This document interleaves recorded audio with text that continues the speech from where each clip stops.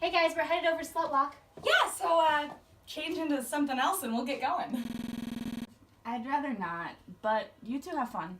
It's only the biggest feminist gathering we've had here in ages. Yeah, you'll be sorry you missed it. I don't know, you guys. I respect your choice in going to SlutWalk, but it isn't for me. It's confusing for me to hear you guys call yourselves sluts all day. You clearly don't understand the implications of that word. Okay, whatever, B. I'll see ya. Bye. They call themselves feminists. And where do you think you're going?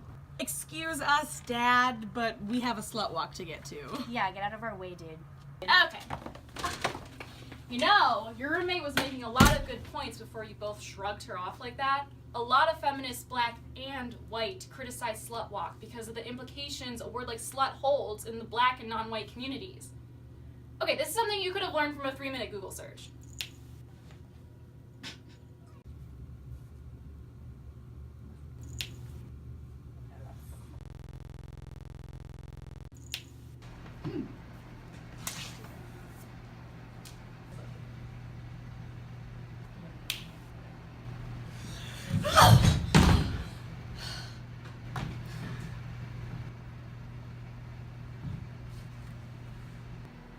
Siri, define feminism.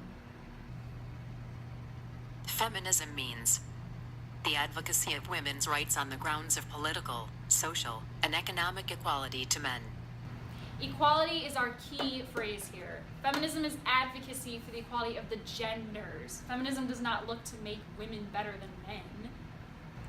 But what does that have to do with race? Ah, the age-old question. You see, Google defines intersectionality as the interconnected nature of social categorizations like race or gender, which creates overlapping and independent systems of discrimination or disadvantages. So, for example, all 4 of you are women, but only one of you is black. This adds a layer, so to speak. B deals with the struggles of being a woman and with the struggles of being black at the same time. My feminism isn't the same as yours. Not to say one's better or more correct, but my feminism origins back to slavery, long before the suffrage that you guys so often praise. Who's your feminist idol? Susan B. Anthony, duh. She got us the right to vote in the first place. The day I voted for Hillary, I put my I voted sticker on her gravestone. Did you know? Yeah, it made me proud to be a feminist. Super empowering. I don't know about that. What are you talking about? She got women the right to vote. Well, she was only for some women. Some people, really.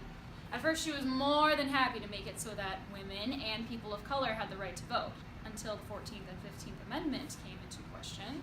14th and 15th Amendments? Basically, the right to vote for men of color and the right for women to vote came into conflict. Women's rights activists found themselves trying to push women's suffrage, while people of color were pushing for the right to vote. So it created this sort of rift in activism. So, women's rights activists had to find a way to make women's suffrage seem more appealing than a person of color's right to vote. One had to take the back burner, so they disregarded people of color altogether, which pushed the chance for a woman of color's vote even further back. They changed their tune from being this all-inclusive group advocating for rights to just women's rights. So what, she was a racist, or? Well, she certainly threw people of color under the bus. Her and Elizabeth Cady Stanton are quoted as saying, "The old anti-slavery school says women must stand back and wait until the Negroes shall be recognized. But we say, if you will not give the whole loaf of suffrage to the entire people, give it to the most intelligent first," referring to white women. So, she was all for people of color getting the right to vote until it was a question of who goes first? Yeah, pretty much. Wow. Yeah. So it's all well and good to put your I voted sticker on her gravestone, but what are you really supporting when you do? White feminism? It's not even feminism if it's not equality for everybody. Okay, you know what? We don't need this lecture from you. You're a guy, and that's great and all that you want to be a feminist and educate us, but you still won't ever be able to fully understand what a woman goes through. You said it yourself with that intersectionality speech.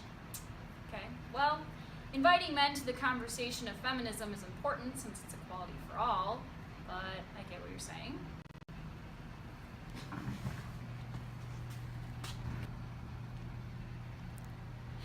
Well, now that I've got your attention, maybe you wouldn't mind hearing out a fellow feminist. Well, I mean, yeah, I guess so. You were saying? Well, we were talking about the history of feminism, and now that we've got that kind of laid out, why don't we take a little trip down memory lane and look at the history of your feminism?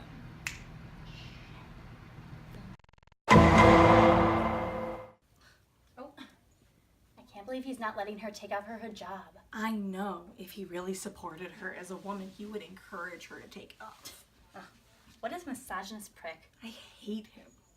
And most men. Seriously.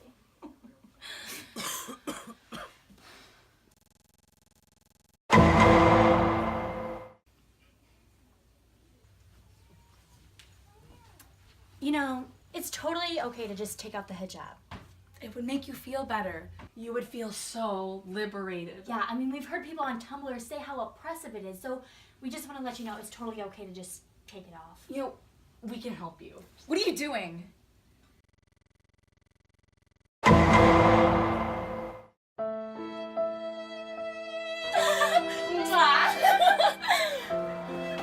Yeah, you'll be sorry you missed it. Okay, whatever, Mila. I'll see ya. Bye. Do you want to hear what they have to say? Yeah. Yeah. I think we do.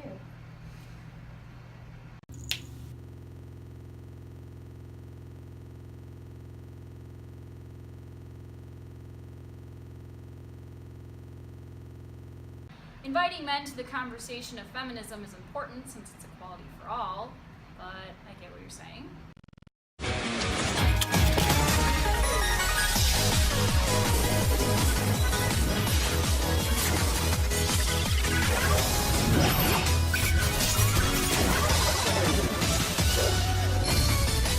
Well, now that I've got your attention, maybe you wouldn't mind hearing out a fellow feminist.